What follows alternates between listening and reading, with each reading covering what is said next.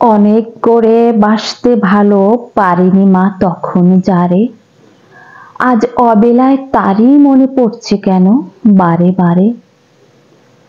আজ মনে হয় রোজ রাতে সে ঘুম পাড়াতো নয়ন চুমে, চুমুর পরে চুমু দিয়ে ফের হানতে আঘাত ভোরের ঘুমে। ভাবতুম তখন এ কোন বালাই, করতো এ প্রাণ পালাই পালাই। আজ সে কথা মনে হয়ে ভাসি অঝোর নয়ন ঝরে। অভাগিনীর সে গরব আজ ধুলায় লুটায় ব্যথার ভারে।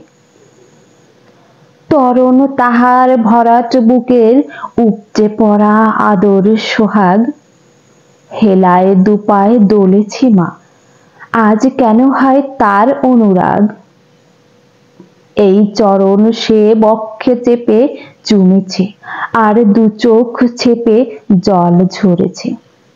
তখনও মা কয়নি কথা অহংকারে। এমনি দারুণ হতাদরে করেছি মা বিদায় তারে।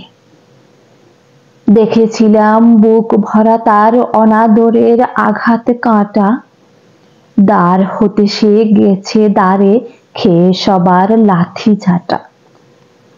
ভেবেছিলাম আমার কাছে তার দরদের শানি আছে, আমিও গো মা ফিরিয়ে দিলাম চিনতে নেড়ে দেবতারে।